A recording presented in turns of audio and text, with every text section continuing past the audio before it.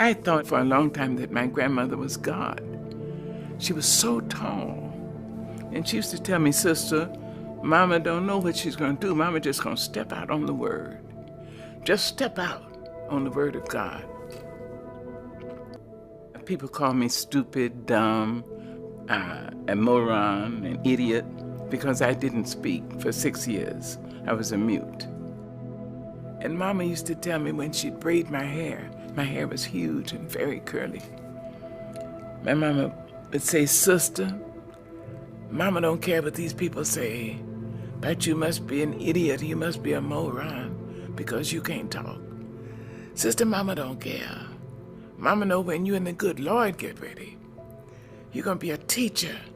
Sister, you're going to teach all over this world. I used to sit there and think, this poor ignorant woman, doesn't she know I will never speak?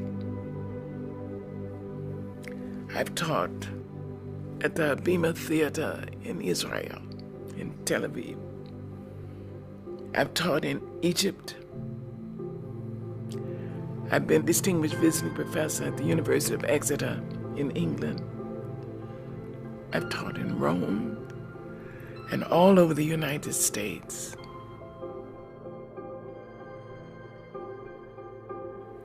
And each time I have another honor, I think of my grandma.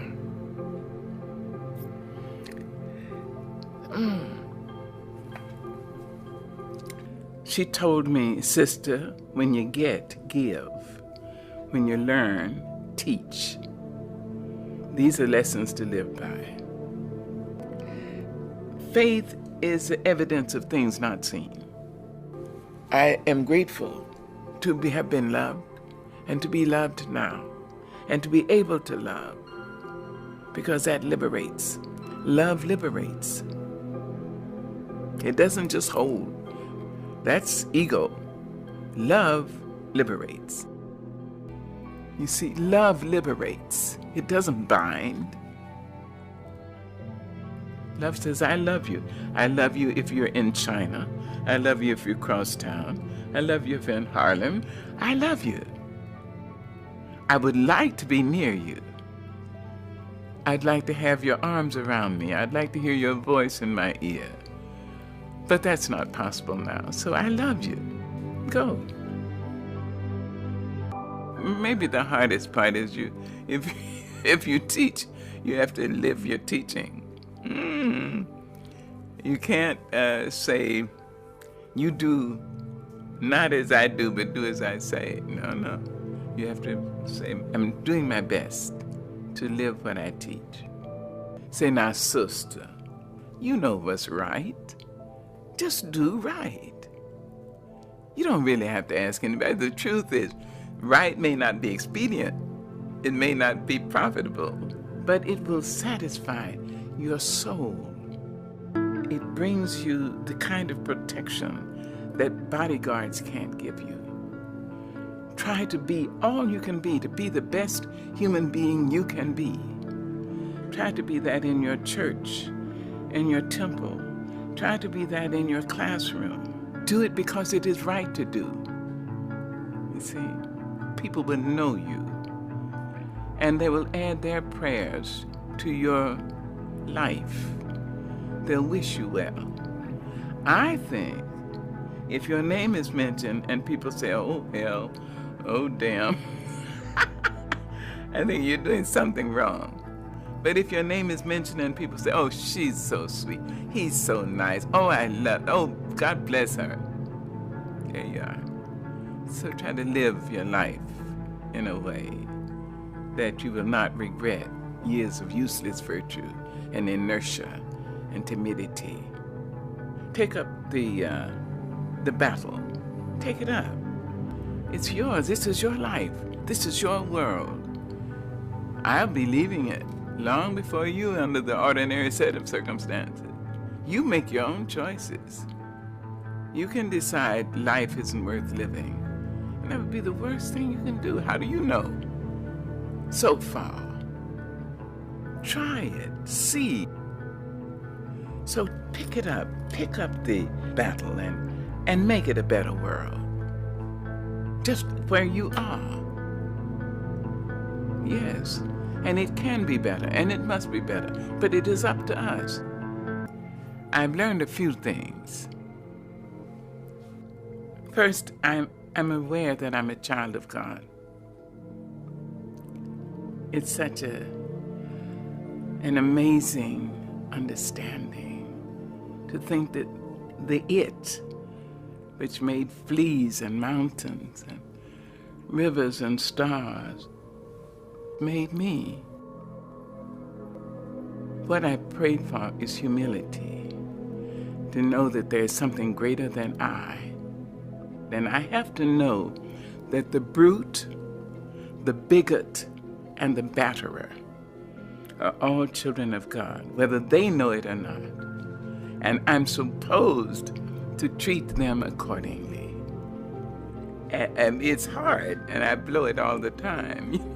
Mongrel class of people.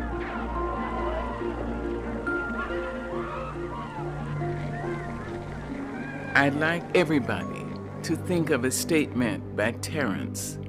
The statement is, I am a human being. Nothing human can be alien to me. If you can internalize the least portion of that, you will never be able to say of an act, a criminal act, or I couldn't do that. No matter how heinous the crime, if a human being did it, you have to say, I have in me all the components that are in her or in him. I intend to use my energies constructively as opposed to destructively. If you can do that about the negative, just think what you can do about the positive. If a human being dreams a great dream, dares to love somebody, if a human being dares to be Martin King or Mahatma Gandhi or Malcolm X, if a human being dares to be bigger than the condition into which she or he was born, it means so can you. And so you can try to stretch yourself. So you can internalize, homo sum, humani nihila me alienum puto. I am a human being. Nothing human can be alien to me. She asked me, you're leaving my house? I said, yes, ma'am. And you're taking the baby? I said, yes. She said, all right, remember this. When you step over my door sill, you've been raised. You know the difference between right and wrong. Do right. Don't let anybody raise you and make you change. And remember this, you can always come home. I went home every time life slammed me down and made me call it uncle. I went home with my baby. My mother never once acted as I told you so. She said, oh, baby's home. Oh, my darling, Mama's gonna cook you something. Mother's gonna make this for you. Love. She liberated me to life. She continued to do that. I was 22 years old. She said, wait a minute, baby. You know, I think you're the greatest woman I've ever met. She said, Mary McLeod Bethune, Eleanor Roosevelt, and my mother, you're in that category. Then she said, give me a kiss. I gave her a kiss and I got onto the streetcar. I can remember the way the sun fell on the slats of the wooden seats. I sat there and I thought about her. I thought, suppose she's right. She's intelligent. And she says she's too mean to lie. So suppose I am going to be somebody. She released me. She freed me to say I may have something in me that would be of value. Maybe not just to me. See? That's love.